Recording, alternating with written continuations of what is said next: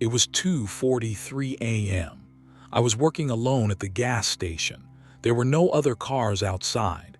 Then a black sedan pulled up and stopped in front of the pumps. The man inside didn't get out of the car. He just stared at me for about 3 minutes. Then I received a message on my phone. The message simply read, "Don't go inside." The sending number was not saved. At that moment, the man got out of the car and started walking toward the store door. Hello, welcome to Somnivera. Tonight, I will tell you 3 disturbing and realistic horror stories experienced by people who work at gas stations during late hours or had to stop at these stations during a trip. In these stories, there are no ghosts, genies, or unexplainable creatures. Sometimes the most terrifying thing is not knowing why an otherwise completely normal-looking person is staring at you. If you like these kinds of real horror stories, don't forget to like the video and subscribe to Somnivera. Now, let's move on to our first story. My name is Ethan, and for about 2 years I worked the night shift at a small gas station in Northern America, located quite far from the city center. The road where the station was located was on a long and mostly deserted highway connecting 2 small towns. During the day, this place wasn't as quiet as you might think. Trucks, families, and people traveling between cities constantly came and went. But when night fell, everything changed. Especially after 2 in the morning, sometimes not a single vehicle would appear around the station for half an hour. The reason I chose the night shift was actually very simple. I was earning more money than the day shift, and most of the time during the night there wasn't much to do. I would arrange the shelves in the store, clean the coffee machine, sit at the register, and spend time on my phone. There was a security camera system at the station, but most of the cameras were old. Our boss had told us a few times to check if the cameras were working, but honestly, no one took it seriously. My shift that night had started at 10:00 p.m.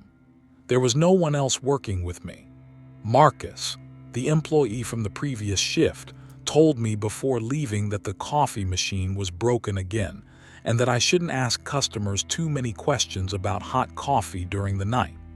Joking, he said, "Nobody else besides you is alive here until morning anyway," and got into his car and left.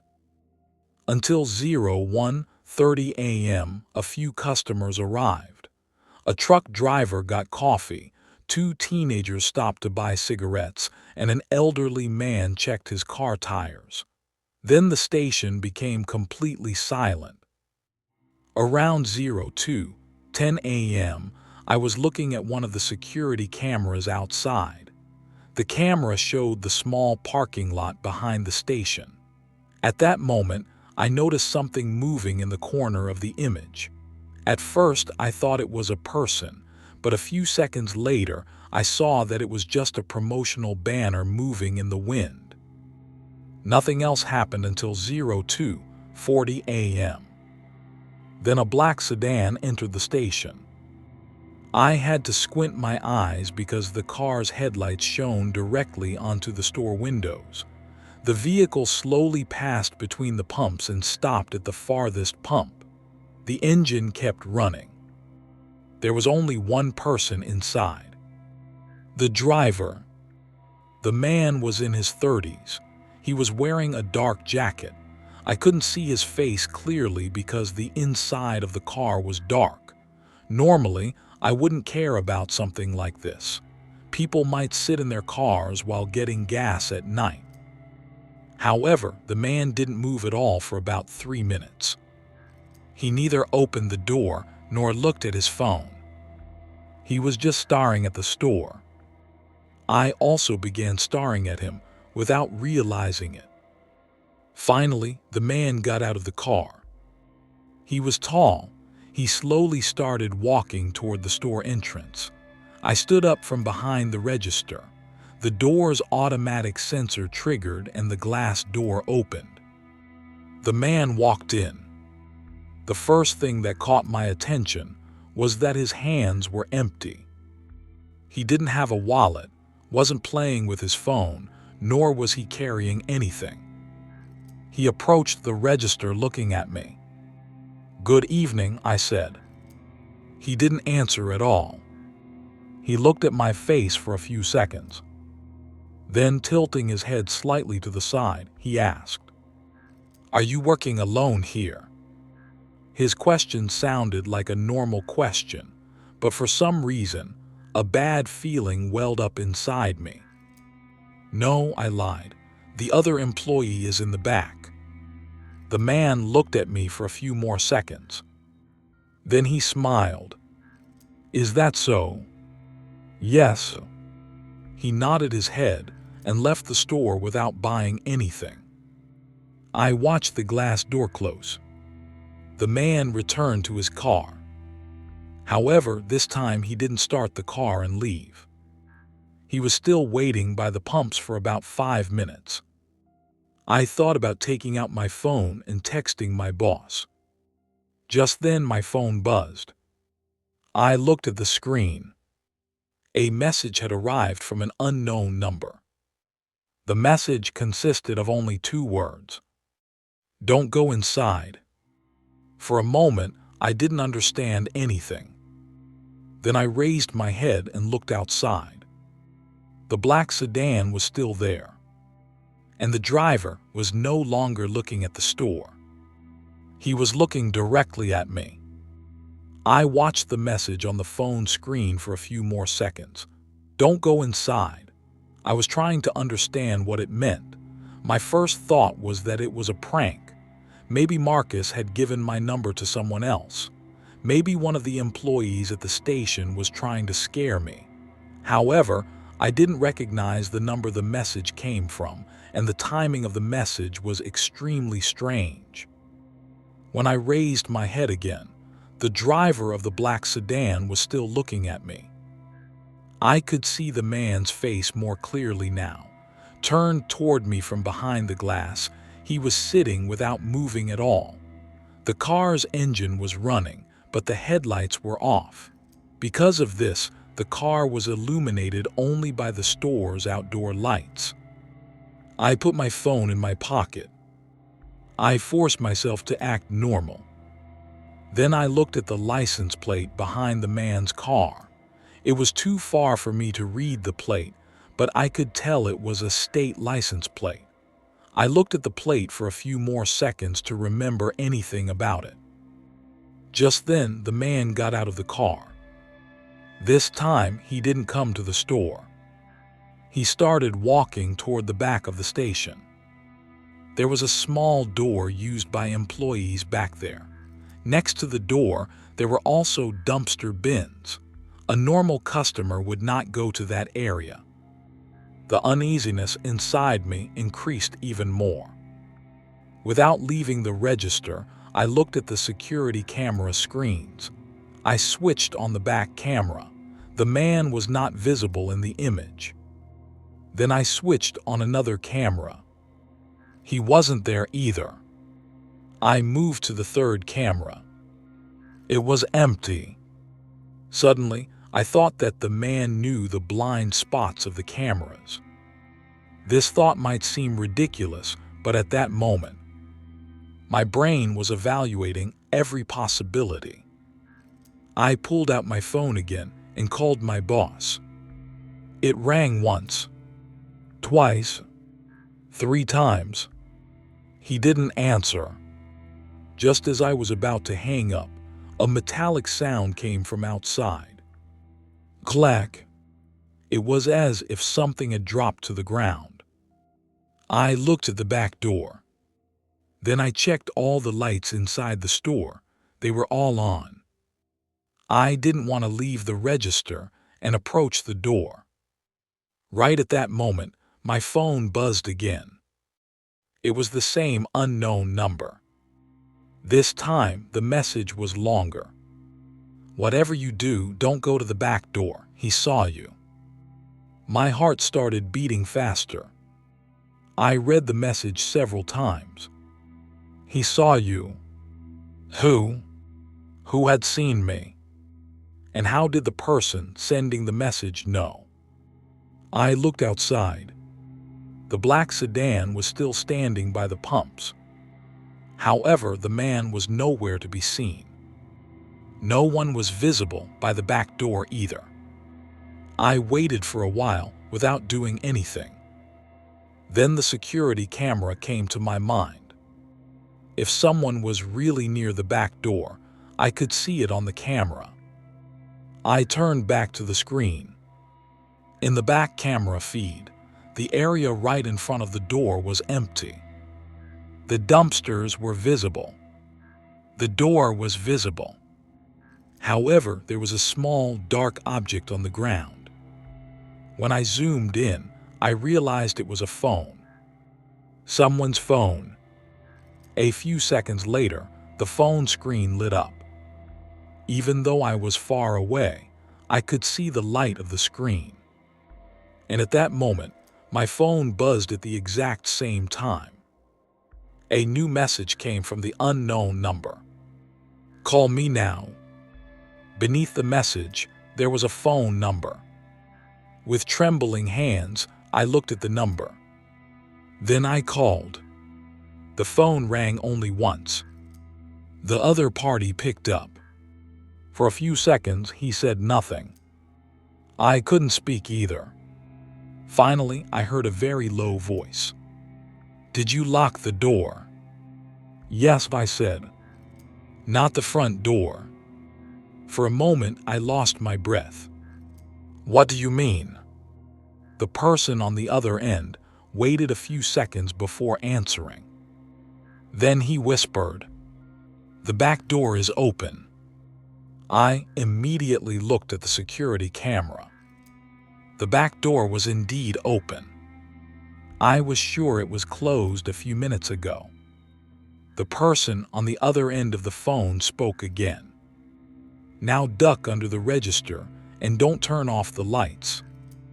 "Who are you?" "I was just there." "What?" "You didn't see my car because I parked in the back." The fear in his voice was enough to make me realize this was not a joke.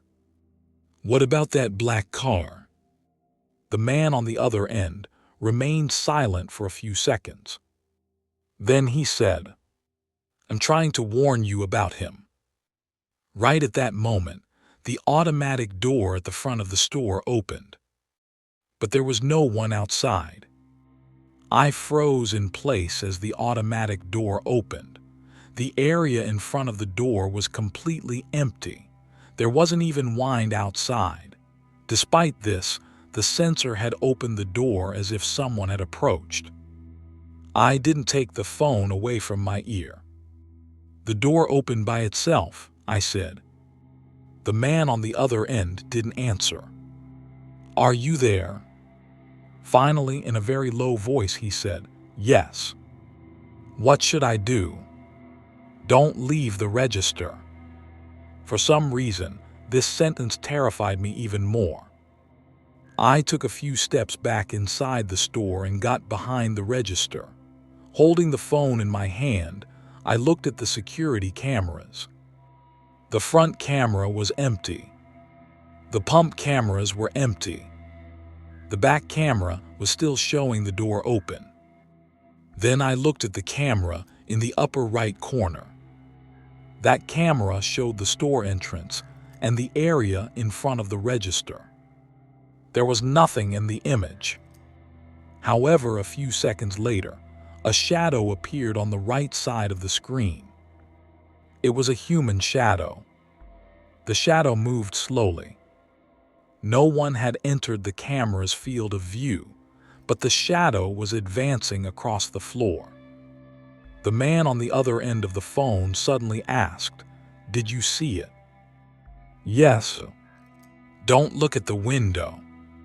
The moment I heard this sentence, I turned my eyes away from the glass windows. "How do you know?" "Because they did this before." "Who?" He didn't answer.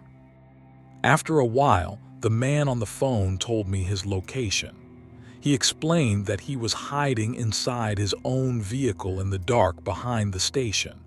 He had come to the station about 20 minutes ago to get gas. When he got out of his car, he had noticed the black sedan. He thought the man was watching him too. That's why, instead of getting back into his vehicle, he moved into the storage area in the back and tried to warn me. "So why didn't you go to the police?" I asked. "I was going to. Then they slashed my tires." For a moment, I couldn't say anything. "What?" "Both of them." A metallic sound was heard on the other end of the phone. "What happened?" I asked. "Nothing." But his voice had changed. It was as if he had heard something where he was. Then he whispered, "I think they entered your store." My heart began to beat, as if it were going to leap out of my chest. "What do you mean?" "Check the back camera." I looked at the screen. The back door was still open. However, this time, a pair of feet was visible right in front of the door. Shoes. Someone was standing outside the door. The angle of the camera didn't show his face. I could only see the shoes. Without moving the phone away from my ear, I whispered, "There's someone here." The man on the other end said, "Don't make a sound." Then we both went silent. A few seconds passed. I saw the back door move slowly. The door opened a few inches more. Then it stopped. No one came inside. It was as if the person behind the door was waiting for me. While I was holding my breath, I saw movement in the front window of the store. This time I knew I shouldn't look. But promising oneself not to look at what one fears rarely works. My eyes involuntarily darted to the glass. The driver of the black sedan was standing across from the store. He had gotten out of the car. However, he wasn't looking at me. He had his head tilted down, busy with his phone. Then a notification sound came from my phone. The man on the other end sent me a new message. "Whatever you do, don't look at him." The moment I raised my head, the man next to the black sedan brought his phone to his ear. My phone started ringing. No number appeared on the screen. It only said unknown number. The man on the other end said over the phone without yelling, "Don't answer." But the caller called once more. Then once more. And right after, the man in front of the store lowered his phone from his ear and looked directly at me. There was no expression on his face. Then he started walking toward the store door. My phone was still ringing. The man approached the door. The automatic door opened, and he stepped inside. When the man stepped inside, my phone was still ringing. No number appeared on the screen. It only said unknown number. The voice of the man on the other end was coming through the phone. "Don't answer." The man took a few steps and walked toward the register. His calm demeanor from when I first saw him was completely gone. There was no expression on his face. It was as if he were an ordinary customer entering a closed store at 3 in the morning. "Good evening," he said. I didn't answer. I stood behind the register without taking my eyes off him. The man began looking at the shelves. He picked up a bottle of water. Then he put it back. He picked up a pack of gum. He left that back in its place as well. It was as if he wasn't shopping, but merely looking for an excuse to wander inside the store. My phone went silent. The man raised his head. "Your phone was ringing." "Yes." "Who was it?" "I don't know." The man smiled faintly. Sometimes it's better not to know. After this sentence, all the alarm bells inside me started ringing. I put the phone in my pocket. The man approached the register. "Could you give me a coffee? The machine is broken." "Unfortunate." He looked at me for a few seconds. Then he turned around and headed toward the store exit. Just as he was about to reach the door, he stopped. "By the way," he said. Turning his head slightly, he looked at me. "You left the back door open." My blood froze. The man walked out without saying another word. The man on the other end of the phone spoke immediately. "Run to the exit now." "Where?" "Get out through the front door.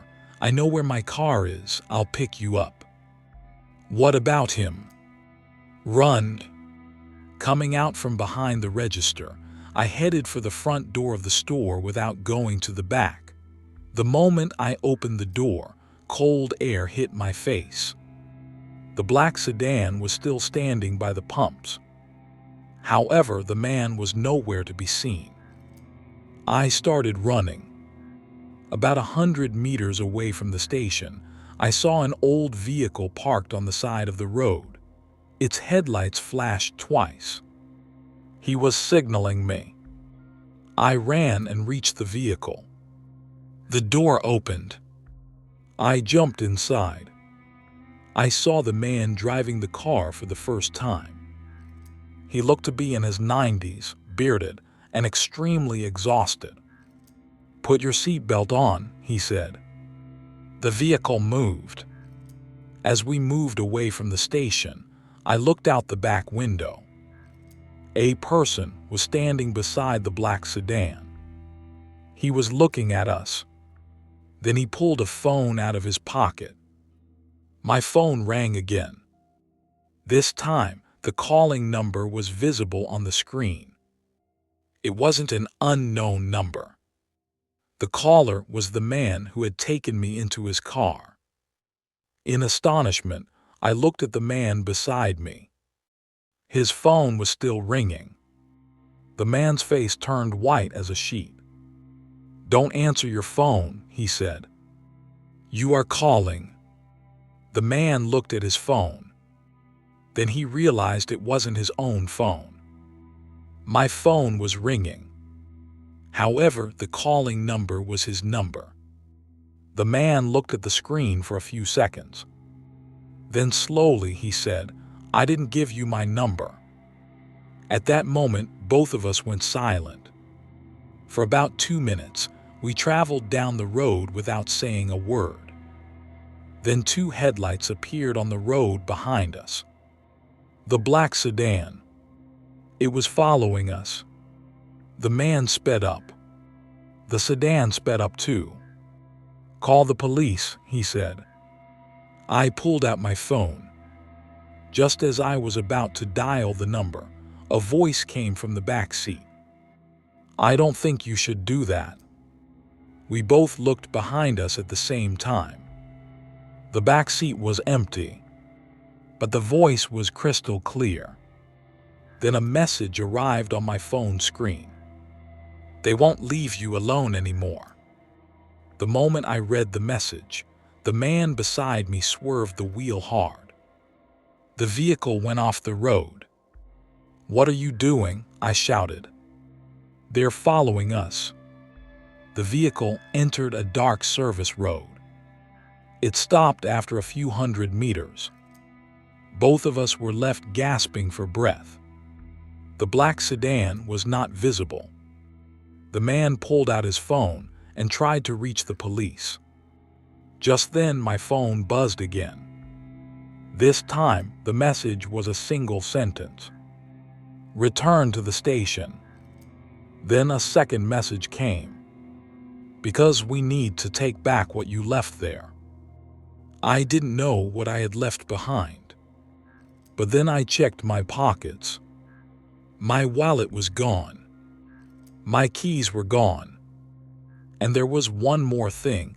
I hadn't noticed a few seconds ago. The store's security card wasn't in my pocket either. The moment I noticed the missing items in my pocket, a pain struck my stomach. I could understand my wallet being left in the store. I might have left my keys by the register as well. However, I remembered wearing my security card around my neck. It had been on me since the start of the shift. The man beside me looked at me. "What happened?" "I don't have my card." "Which card?" "The station's entrance card." The expression on the man's face changed. "Are you sure?" I nodded my head. It was around my neck. There was a few seconds of silence. Then the man turned on the vehicle's interior light. "Look at the back seat." I looked. Sitting on the seat was a black card. It was my card. However, I hadn't placed that card there. The man didn't pick up the card. "Don't touch that," he said. Then he pulled out his phone and called the police again. This time the connection was established. After giving our location, he began explaining what we had experienced. As for me, I was looking out the back window. No vehicles were visible. After a while, blue lights appeared in the distance. Police cars arrived. When they found us, the man explained everything. I also recounted the events at the station from start to finish.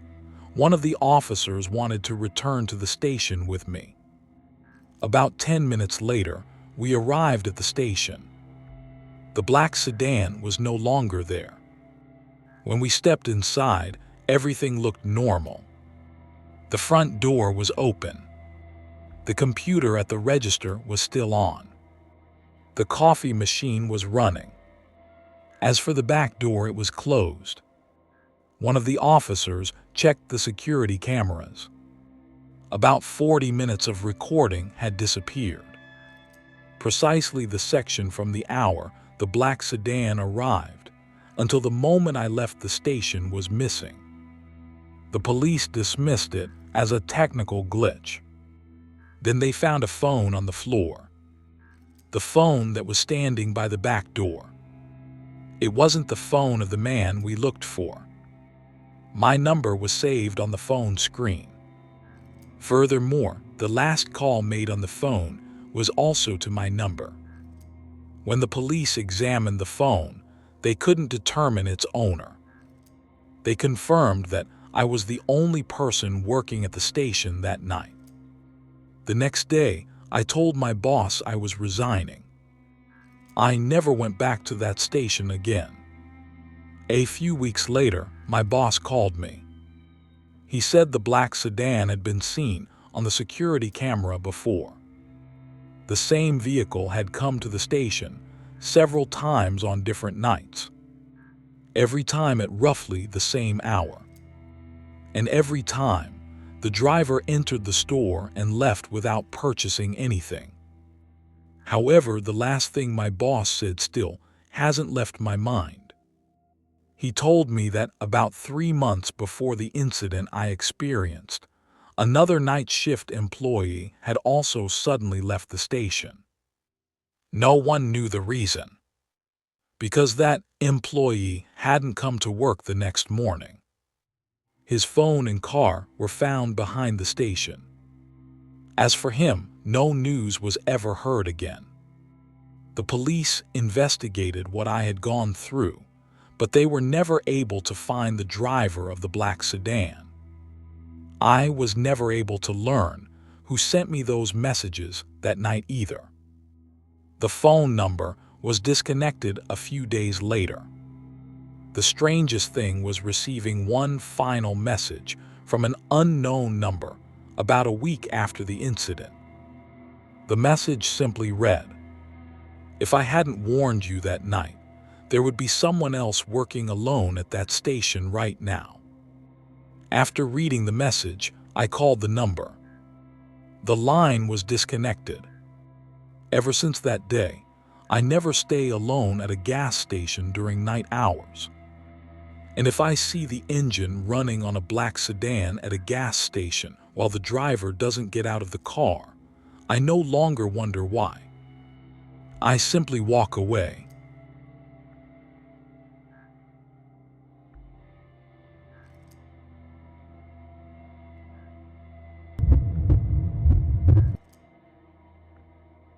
Most people who work the night shift say the same thing. Customers who arrive at a gas station after 2 in the morning don't look like normal people. I never believed it. At least, not until the night a man named Julian entered my life. My name is Claire. After graduating from college, I started working at a gas station outside the city to save up some money for a while. The station was about 5 kilometers away from the main road, and around it were only a few warehouses, an old motel, and an unused restaurant. It was fairly busy during the day, but when night fell, the surroundings became completely silent. My shift that night had started at 11:00 p.m. There was another employee working alongside me named Nathan. Nathan was a calm man in his 50s, well used to working night shifts. Around 01:30 a.m., he told me he was going to swing by his house to grab some coffee. It only took him 10 minutes to get to his house. "Call me if anything happens," he said. "What could possibly happen?" I laughed. He looked at me and said, "After 2:30 at night, you'll learn that nothing here is normal." Then he left. After he went, I was left all alone at the station. At 02:17 a.m., a white van arrived. The driver got fuel and left. At 02:31 a.m., an elderly woman bought cigarettes. At 02:46 a.m., there were no vehicles at all. Then the sign light outside flickered a few times. I turned on music from my phone and sat behind the register. Right at that moment, a vehicle entered the station entrance. It was an old gray station wagon. The vehicle stopped in front of the pumps. The engine shut off. However, the driver didn't get out. I assumed it was just a regular customer. I waited for about a minute. Then 2 minutes. 3 minutes. Still, nobody came out of the car. I stood up and walked over to the window. A man was sitting in the driver's seat. He looked to be about 35 years old. His head was tilted down toward the steering wheel. I thought he might be sleeping. Just as I was preparing to open the glass door and step outside, the man suddenly raised his head. He looked directly at me. Then he got out of the car. He walked slowly toward the store. The door opened. The man walked in. "Good evening," I said. The man didn't answer. He looked around. Then he approached the register. "May I use the restroom?" "Of course, on the right."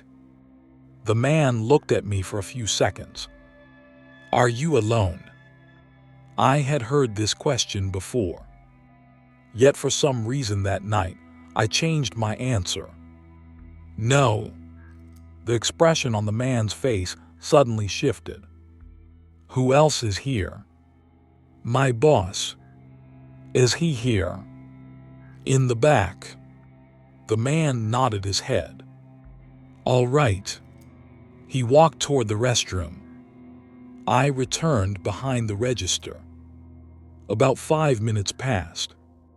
The man still hadn't come out. Then I heard the sound of the restroom door opening. Footsteps approached. However, the man didn't return to the store. He stopped in front of the hallway leading to the back storage room. He stood there silently staring for a moment. Then he turned around and came back to me. "Is someone in the back?" he asked. "Yes." Who? My boss. The man smiled. Okay. He grabbed a bottle of water and placed it on the register. He paid for it. Then he left the store. Before getting into the car, he stared at the station for a few seconds. After that, he started his vehicle and drove away slowly. Just as I thought I could relax, my phone buzzed. A message had arrived from an unknown number. That man didn't just come here. I spent a few seconds trying to understand the message. Then the second message arrived. That man has been here before. I raised my head. The gray station wagon was no longer visible. However, when I looked at the security camera at the back of the station, I noticed movement. Someone was standing at the end of the hallway leading to the storage room. And that person was wearing a gray jacket. I stared at the image on the security camera for a few seconds. The person standing at the end of the hallway wasn't moving. His gray jacket and dark cap matched what the man who had just left the store was wearing. Yet I thought that was impossible.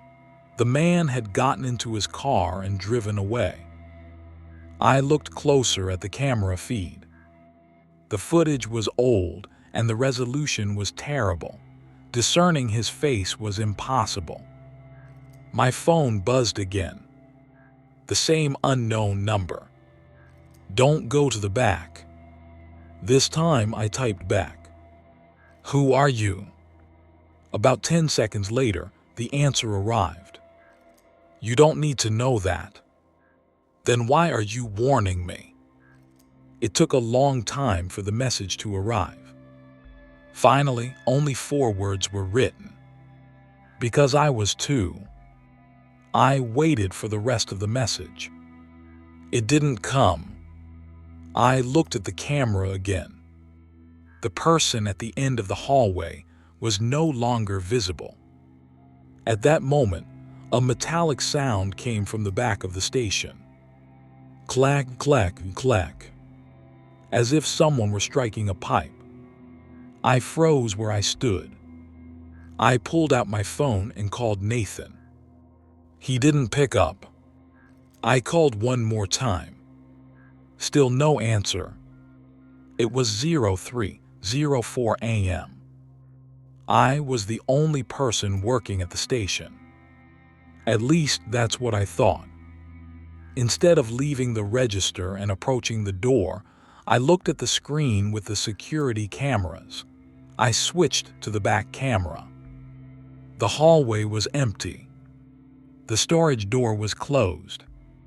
The restroom area looked empty as well. Then I looked at the entrance camera. In the feed, the gray station wagon appeared again. My heart accelerated. The vehicle had parked in the dark area across from the station. Its headlights were off. The driver hadn't gotten out. My phone buzzed again. Don't look out the window.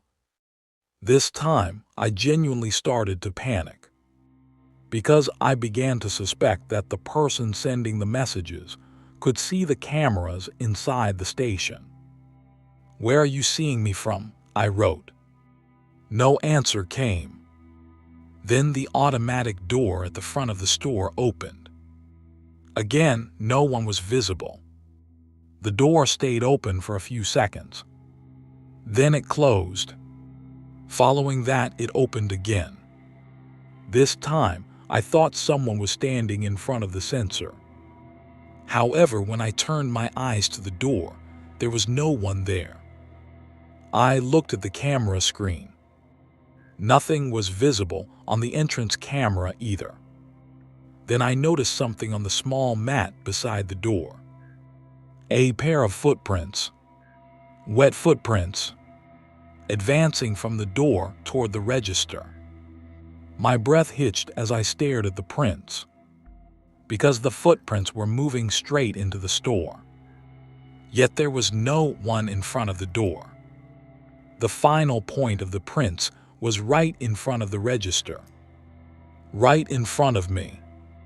My phone rang again. This time it wasn't a message, but a call. The number was unknown once again. I answered. Nobody spoke. Who is this? Silence. Then I heard a very light breathing sound. Claire. The moment I heard my name, my entire body tensed up. Yes. The voice on the other end went silent for a few seconds. Then, there's someone in the back storage room. Who are you? Listen to me. Who are you? Duck under the register now. What? Lie on the floor and don't make a sound. I held the phone tightly so as not to drop it. Is someone there? The person on the other end took a deep breath before answering. Yes. Who? This time the answer came back much lower. The man who just used the restroom. Right at that moment, the handle of the back storage door moved. It slowly moved downward. The door began to open. The person on the other end of the phone whispered, "Now." The moment I ducked under the register, the storage door opened completely. I didn't dare raise my head to look. I only heard the footsteps. They were slow, heavy, and measured steps. Someone was walking from the hallway toward the store. The phone was still at my ear. The person on the other end whispered, "Don't make a sound." The footsteps stopped. Nothing happened for a few seconds. Then I saw a pair of shoes on the floor in front of the register. The man was standing right in front of me. I thought he might have realized I was under the register. I held my breath. The man didn't bend down. He just waited there for a few seconds. Then he picked something up from on top of the register. My phone. My blood ran cold at that instant. My phone was in my hand. What the man picked up wasn't my phone. It was my second, old phone that I used during shift duty. I had left it sitting on the counter. The man took the phone in his hand. He tried to unlock the screen. He didn't know the passcode. Then he dropped the phone back onto the surface. The footsteps moved away again, advancing along the hallway. A few seconds later, I heard the back door open. The door closed. The person on the other end spoke. "Come out now." I slowly stood up. "Is he gone?" "Yes." "Who was this man?" "I don't know." "How do you know my name?" There was a long silence. Then, "Because he was watching you before you started your shift." A knot formed in my throat. Where was he watching me from? From the parking lot. For how long? For about 40 minutes. I wanted to hang up the phone, but I just couldn't bring myself to do it. "I'm going to call the police." "Don't call." "What?" "If you call the police, they might have to come back to the station." There was literally someone in here. "No, that's not what I'm trying to tell you." His voice sounded genuinely frightened for the first time. "This isn't the first time this man has been here." "You said he's been here before." "No, he came here when other employees were here before too." "What did he do?" "He watched them.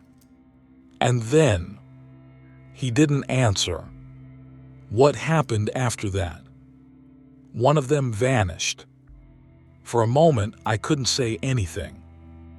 Right at that moment, the sound of a vehicle came from outside. The gray station wagon was entering the station again. Its headlights turned directly toward the store. The vehicle stopped beside the pumps. The engine kept running. The driver opened the door. The man stepped outside. The person on the other end of the phone. "Don't go out," he said. The man walked toward the store. He stopped in front of the door. However, he didn't enter. He looked at me through the glass.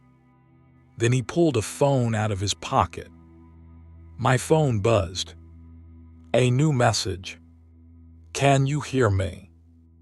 As I read the message, I looked at the man's face. He also looked at his phone. Then he looked back at me. I hadn't sent the message. The person on the other end of the phone. "Turn off your phone." I turned it off. The man waited in front of the door for a few more seconds. Then he walked toward the side of the store. He vanished from sight. About 30 seconds later, a metallic sound was heard at the back of the station. The door handle. Once, twice, 3 times. This time the door didn't open, because I had locked it. Then the man's voice came from outside. "Claire." My blood ran cold. He had called me by my name. Claire opened the door. The person on the other end of the phone wasn't saying anything. The man spoke again. "I know you're inside." Then came a few seconds of silence. And after that, the man's voice changed completely. This time in a very calm tone. "The man you were just talking to on the phone didn't tell you everything." I pulled the phone away from my ear. The person on the other end was still silent. The man continued from behind the door. Because he used to work at this station too. The person on the other end of the phone abruptly hung up. At the exact same time, the man outside struck the door hard. Bang! I covered my mouth to keep from screaming. A second blow came. Bang! The glass on the door vibrated. On the third blow, the lock seemed ready to give way. Then suddenly, everything went dead silent. The man outside was gone. Yet a few seconds later, the automatic door at the front of the store opened. And under the lights inside, a person's shadow appeared. The shadow remained motionless at the store entrance for a few seconds. Under the light spilling through the front door glass, I could only see his feet. Then the shadow moved slowly. The man had entered. Yet I hadn't heard the door open. I remained crouched behind the register. I turned my phone back on. I tried to reach the number I had called, but the phone was turned off. I called several times. The same result every time. Right at that moment, the refrigerator door inside the store opened. The man grabbed a bottle of water. He opened the cap. He took a sip. Then he walked toward the register. I was still under the register. The man waited for a few seconds. Claire. I didn't answer. I know you're here. Then he leaned over the counter. I saw his shoes. A few seconds later, the man spoke. You should have turned off your phone. I held my breath. The man had something in his hand. A metallic key. He placed the key on top of the counter. You're looking for this, right? They were my keys. The keys I had put in my pocket when I arrived for my shift. A few seconds ago, I thought they were still on me. The man picked up the keys and walked toward the back of the store. I heard the door open. Then silence. About a minute later, a police siren was heard from outside. For the first time, I felt genuinely relieved. The man must have heard the siren too. He ran out of the store. I immediately stood up and looked out the window. The gray station wagon was already moving. It pulled out of the station and headed toward the main road. A police vehicle entered the station a few seconds later. 2 officers got out. They brought me outside and checked the surroundings. I explained everything: the storage room, the footprints, the man, and the phone conversation. One of the officers examined the security recordings. About an hour later, he told me something very strange. There is no footage of this man entering inside. How is that possible? Only you are visible on the front door camera. No, the man came inside. The officer rewatched the recordings. The man could be seen arriving at the station. He could be seen getting out of the car. He could be seen walking up to the store door. However, the moment he stepped through the door, the footage cut out. In the next frame, the man was outside. It was as if the few minutes he spent inside had never happened at all. The police dismissed it as a camera malfunction. But I knew it wasn't a malfunction. Because that night, strange things didn't happen only with the cameras. There were also scratches on the lock of the back door of the store, as if someone had worked on it with a key for a long time. The police searched the surrounding area but couldn't find the man. The gray station wagon wasn't found either. I spent the rest of that night's shift with the police until another employee arrived. When morning came, Nathan returned. The first thing I said upon seeing him was, "Did you lock the back door when you left here last night?" Nathan looked at my face. "I didn't leave here last night." I froze. "What?" Nathan frowned. "I told you I was going home, but I didn't go." "Then where were you?" "I was sleeping in the back room." For a moment, I couldn't speak. Then I remembered the person I had spoken to on the phone that night. I showed the phone to Nathan. "Do you recognize this number?" Nathan looked at the screen. The expression on his face changed. "This number?" "What?" Nathan remained silent for a few seconds. Then, "It's the number of someone who used to work at this station." "Who?" Nathan looked at me. "Julian." In that moment, for the first time, I thought I understood who had been warning me all night. However, the next sentence Nathan uttered changed all my thoughts. "Julian died 3 years ago." After hearing what Nathan said, I couldn't say anything for a few seconds. "What do you mean, died?" 3 years ago, he got into an accident coming off the night shift." "Are you sure?" "Yes." I pulled up the number on my phone again. Nathan looked at the number. "That's his old number." We called the police. When they checked the number, it turned out the line hadn't been in use for years. What was even stranger was that the messages that arrived on my phone that night didn't show up in any carrier records. I still believed there was an explanation for it. Maybe someone had spoofed the old number. Maybe an employee at the station was trying to scare me. Maybe the driver of the gray station wagon was behind all of this. But then the police found something at the back of the station. Behind an old cabinet, a dusty little box. Inside the box were several photographs. Most of the photos had been taken during night shifts at the station. Employees, cars, customers, and on different nights, the same gray station wagon. At the very bottom of the photos, there was one more picture. A date was written on it. 3 years ago. In the photo, Julian was standing in front of the station. Beside him was the gray station wagon. One of the officers flipped the photo over.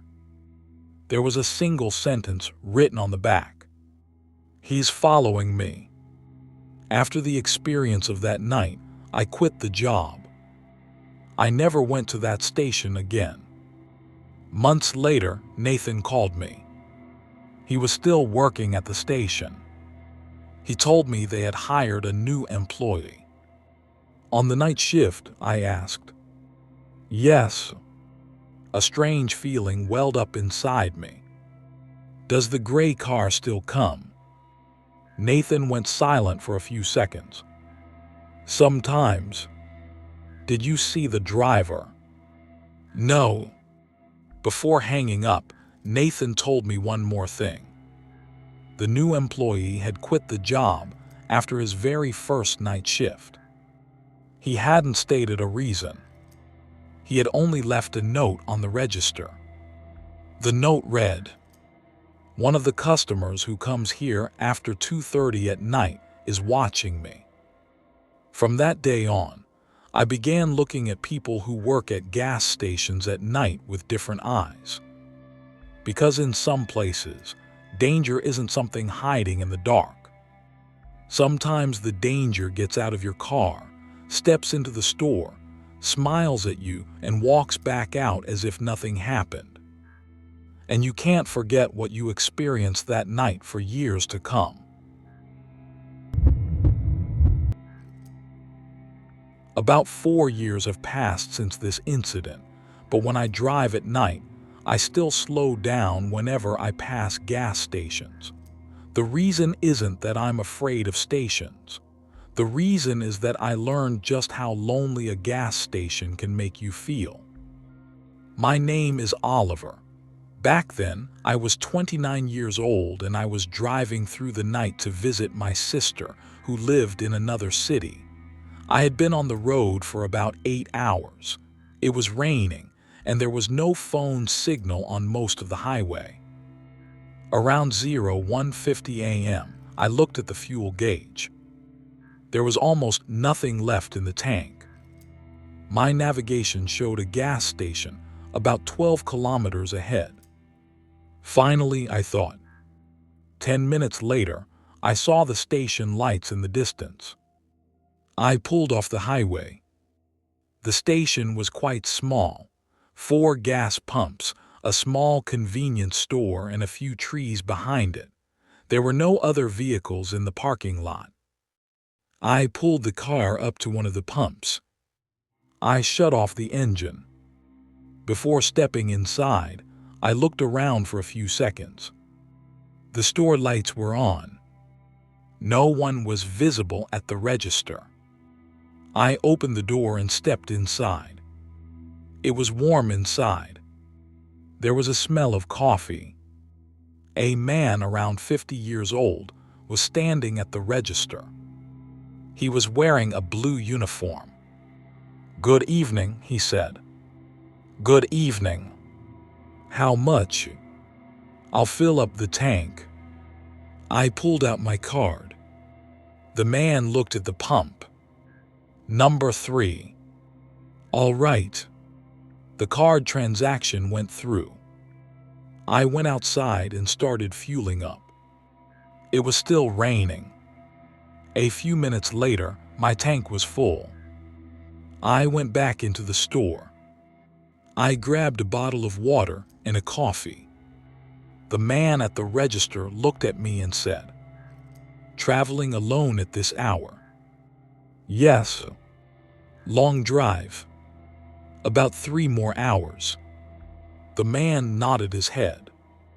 Then he said something I completely didn't expect. "Don't stop after here." I smiled. "Why?" "The next station is very far." "How many kilometers?" "About 100. "All right." The man handed me my change.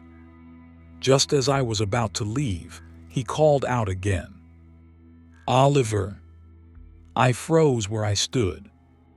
I didn't understand how he knew my name. Yes. The man looked at my face. When you hit the road, watch out for the vehicle behind you. What? The white van. I looked outside. The parking lot was still empty. There's no white van here. The man nodded his head. Not yet. Without making sense of this sentence, I went outside. I got into the car. I started the engine. I left the station. When I got back on the highway, it was 02:14 a.m. For about 5 minutes, there were no vehicles behind me. Then 2 headlights appeared in the rearview mirror. A white van. At first, I thought it was just a normal coincidence. The van closed in on me. Then it locked in its distance from me. I sped up. It sped up too. After a while, I lowered my speed again. It lowered its speed too. I pulled out my phone. No signal. I checked the navigation. The map was frozen. Then the van's headlights suddenly turned off. In the dark, I could only see the silhouette of the vehicle. I looked in the rearview mirror. The van was still behind me. But this time, no driver was visible through its windshield. I turned my head slightly. The inside of the white van was pitch black. Then my phone buzzed. Even though there was no signal, a message had arrived. The number was unknown. The message simply read, "Don't go back to the station."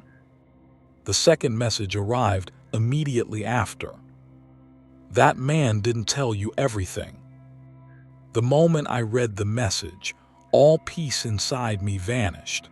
I gripped the steering wheel tighter and looked in the rearview mirror. The white van was still behind me. Its headlights were off, but I could make out the silhouette of the vehicle. I checked my phone again. Still no signal. I called the number that sent the message. The call wouldn't initiate. I tried once more. Still nothing.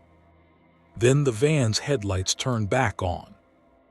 The vehicle suddenly accelerated, closing in on me. My heart raced. Miles of empty road lay ahead of me. Dense trees lined the right side, and a steep slope sat on the left. There was no safe place to pull over. Within seconds, the van closed the distance behind me. It stopped right on my tail. Then it turned on its high beams. My mirrors flooded with blinding white light. I was blinded. I increased my speed. The van accelerated too. After a while, I saw a small rest area ahead. I thought about pulling in there. Then I changed my mind. Because there were no lights there at all. I decided to keep moving until I saw another vehicle further down the road. About 2 minutes later, a truck appeared ahead of me. Seeing the truck brought relief. The van was still behind me. As I closed in behind the truck, the van suddenly pulled into the left lane. It overtook me. As the vehicle passed beside me, I looked toward the driver's side. The windows were completely blacked out. I couldn't see the driver. The van moved ahead of me. Then it slowed down. I was forced to slow down too. The van stopped right in the middle of the road. I slammed on the brakes. There were about 20 meters between us. The rear doors of the van swung open. The inside was pitch black. Nothing happened for a few seconds. Then someone jumped out onto the pavement from inside. A person, dressed in dark clothing. I couldn't see his face. He stepped into the middle of the road. The van immediately sped off into the distance. I hit the gas, trying to swerve past him. The man was standing right in the middle of the road. When my headlights hit him, I saw his face. It was the man from the parking lot. The man who had stood at the register in the gas station. For a moment, my brain refused to accept it. The exact same man. The exact same blue uniform. Except his face was completely void of expression. I didn't stop the car. I sped past him and drove away. When I looked in the rearview mirror, I saw the man still standing in the middle of the road. The van was nowhere to be seen. I drove nonstop for about 10 minutes. Finally, my phone picked up a signal. Instead of calling the police right away, I called my sister. She didn't pick up. I called one more time. No answer. I opened the navigation. The map had returned to normal. However, I saw something bizarre on the screen. My current location was not on the highway I had entered. The map showed me about 20 kilometers back. I thought that was impossible, because I had been driving forward for 20 minutes. I pulled the car over and restarted the GPS. The location didn't change. Then a new message arrived on my phone. This time, the message was longer. Stop now. Followed by, there is no one in the vehicle behind you. I looked in the rearview mirror. The white van had reappeared, but this time it was far back, and its headlights were off. My phone buzzed again. I told you, don't go back to the station. Right after this message, the headlights of the van behind me turned on. The vehicle began to accelerate. I slammed on the gas pedal. However, this time, there was something else ahead of me. A vehicle with flashing red lights was parked by the side of the road. A tow truck. And the person standing next to the tow truck was waving his hand, trying to flag me down. As I drew closer, I saw his face. It was the man from the gas station. His blue uniform was still on him. In his hand, he held a small slip of paper with my car's license plate written on it. And staring right at me, he uttered a single phrase. "Leave your car here. Leave your car here." The man's sentence echoed in my mind. I didn't step on the brake pedal. On the contrary, I accelerated a bit more. As I passed by the side of the tow truck, I caught one last glimpse of the man's face. He was staring at me. The slip of paper in his hand really had my license plate on it. The white van behind me was still following. After a while, the lights of the tow truck faded into the distance. I pulled out my phone and tried to dial 911. The call wouldn't connect. Only the word "calling" remained stuck on the screen. Then the phone froze completely. My hands were starting to sweat on the steering wheel. I drove for about 5 more minutes. Finally, I saw a large highway sign ahead. It showed that the city center was only 30 kilometers away. I felt relieved. At least I thought I was on the right path. However, right below the sign, there was another board. Written in small letters. Exit 17, 2 km. I had never seen this exit before. I looked at the navigation. The exit wasn't visible on the map. Even so, I decided to pull off the main road. When I entered the exit, the road narrowed. Trees closed in on both sides of me. About a kilometer later, I saw a small building at the end of the road. It looked like an old police checkpoint. 2 vehicles were parked in front of it. Seeing people brought a sense of relief. I stopped the car and got out. 2 men walked toward me. They were wearing security guard uniforms. "Are you all right?" they asked. One of them nodded his head. "Is there a problem with your car?" "No." "Then why did you come here?" "There's a van following me." The 2 men looked at each other. Then one asked, "What color?" "White." Both went silent. "Did it follow you all the way here?" "I don't know." The man looked at the road behind me. "Wait here." Then he whispered something to the other man. They went inside. As I waited beside the car, my phone picked up a signal again. I called my sister. This time she picked up. "Oliver." Hearing her voice brought instant relief. "I finally reached you." "What happened?" "Something is going wrong." There was a brief silence. Then my sister asked, "Where are you?" "On the road." "No, which road are you on?" I told her the exit I had seen on the sign. There was a long silence on the other end. "Oliver." "What?" "There is no exit there." "There is." "No, that road was closed down years ago." My heart began to race again. "What do you mean, closed down?" "There used to be an old checkpoint there, but it's no longer in use." I looked at the building behind me. The windows were dark. The 2 security guards I had just seen were nowhere to be found. The door was locked shut too. I turned back to the road behind me. The white van was nowhere in sight. But by the roadside stood another vehicle, an old tow truck. And standing next to it was the man in the blue uniform. The man from the gas station. This time he had nothing in his hands. He was just staring at me.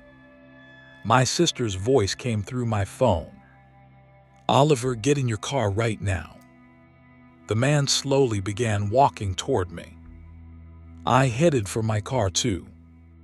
Just as I was about to open the door, I noticed someone sitting in the back seat. I couldn't make out his face in the dark. However, I recognized the clothing he wore. A blue uniform. The uniform of the man from the gas station. The phone was still at my ear. "My sister." "Oliver." The person in the back seat raised his head. I saw his face.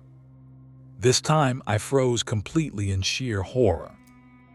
Because his face wasn't the gas station attendant's face.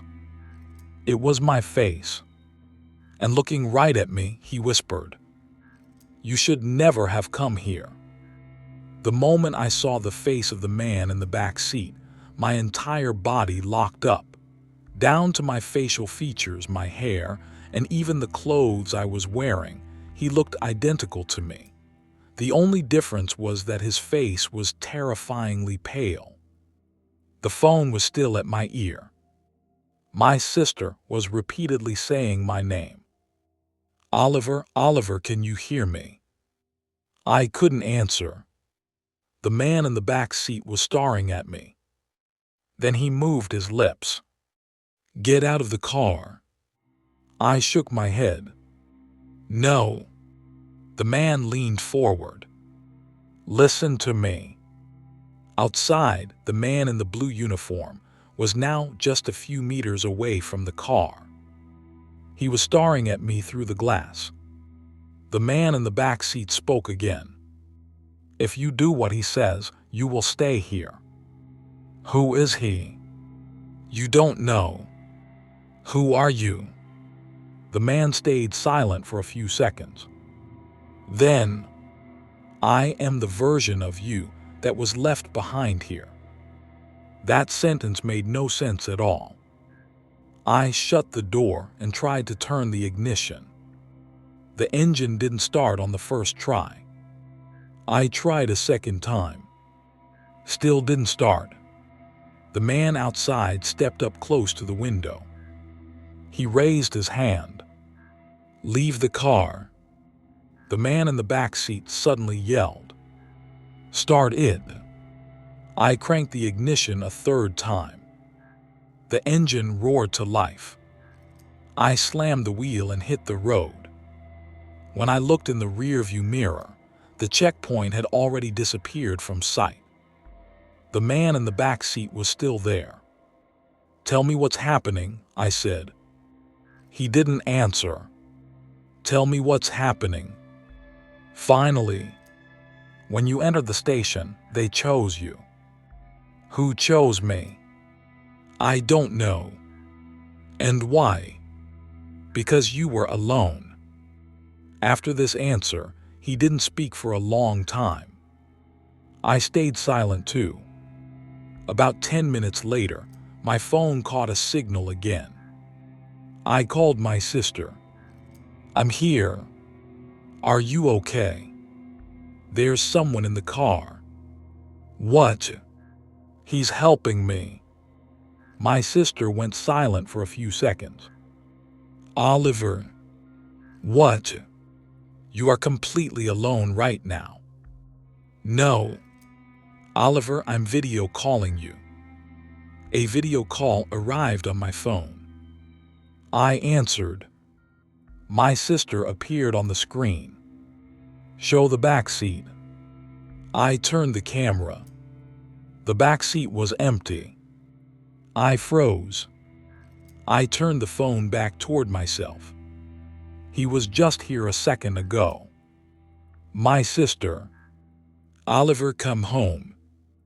"All right." I hung up the phone. However, a few seconds later, a voice came from the back seat. "Just because you can't see me doesn't mean I'm not here." I stared at the steering wheel. My hands were shaking. "Who are you?" "You don't want to find that out." "Then what do you want?" "For you to get far away from the station." "I already got away." "No." I looked at the navigation. My position on the map screen had changed once again.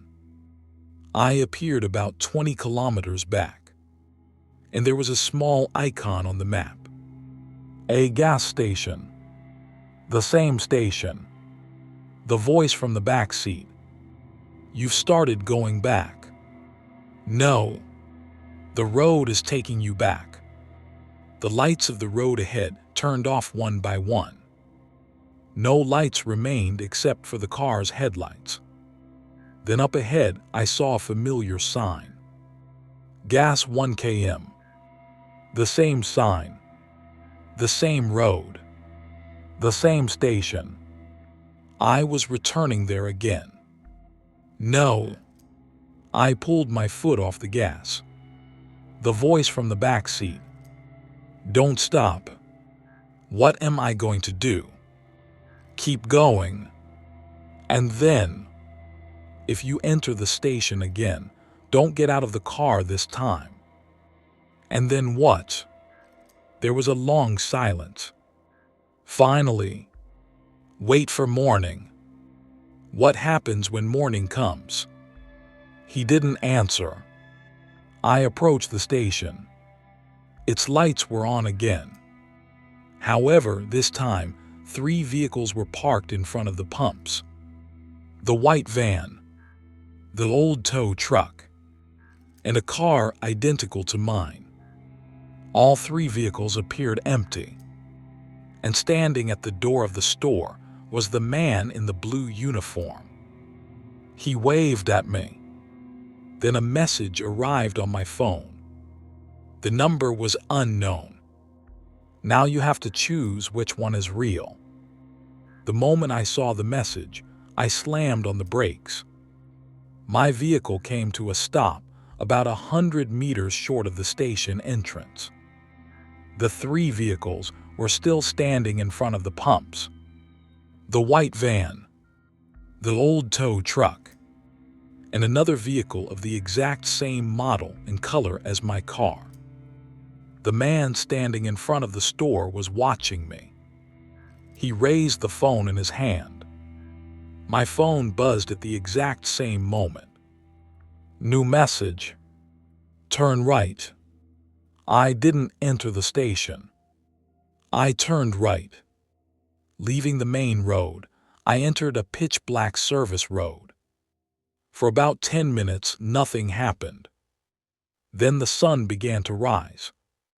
As the sky gradually brightened, my phone picked up a signal again. I called my sister. This time she picked up immediately. "Oliver, I'm here. Thank God."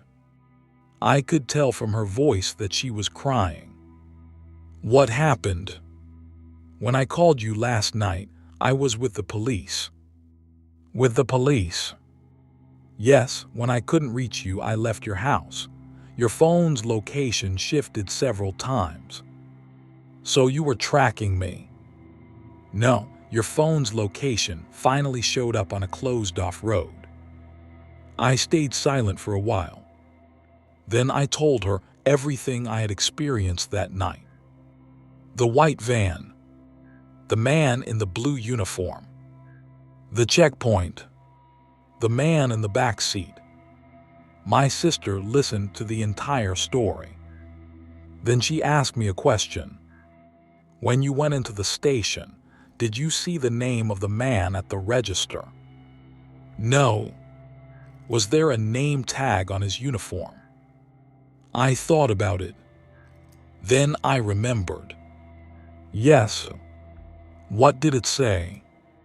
I closed my eyes. I tried to recall the tag on the uniform again. There was a single name on it. Oliver. When I said this, my sister didn't speak for a long time. Then, "Like your name?" "Yes." Silence fell on the other end of the phone. A few hours later, I went to the area where I was located alongside police officers. However, we couldn't find the station. According to the coordinates on the navigation, there was only a closed road and an old service area there. There was no gas station. There was no checkpoint. There were no buildings at all. There was only an abandoned foundation and a rusted sign. One of the officers looked through old records. We learned that years ago, there really was a small gas station in that area. It had been closed down about 12 years ago. The reason was the disappearance of an attendant working the night shift at the station. His name was Oliver. My name. The officer said it was merely a coincidence. I wanted to think so too. Until I checked my car. Underneath the front passenger seat, I found a small object. An old plastic name badge. Written on it, Oliver Night Shift. And on the back of the badge was a date. 12 years ago. I still haven't found a logical explanation for what I experienced that night. Maybe I was exhausted. Maybe driving for hours affected my brain. Maybe some of the things I saw didn't actually happen. But there is one thing I cannot explain. 4 years have passed since then. Last month, I went on a long road trip with my car. At midnight, I stopped at a gas station. The attendant at the register looked at me. As he handed over my fuel receipt, his face suddenly changed. Then he dropped the receipt in his hand. "Is your name Oliver?" he asked. "Yes." The man looked at me for a few seconds. Then in a very low whisper, "Don't stop after here." "What?" The man didn't answer. He just stared at the glass behind me. Reflexively, I looked in the rearview mirror. Across the road, a white van was parked. Its headlights were off, and no one was visible in the driver's seat. Ever since that day, I never stay longer than necessary at any gas station during night drives. Because sometimes you enter a station just to get fuel. But you can never know what comes along with you when you leave. Outro. Tonight on Somnivera, you listen to 3 disturbing gas station stories. Some places look completely ordinary during the day. However, when night falls, you begin to question who the people around you are and why they are there. If any of these stories disturbed you, don't forget to like the video and subscribe to Somnivera. See you in the next story. Good night.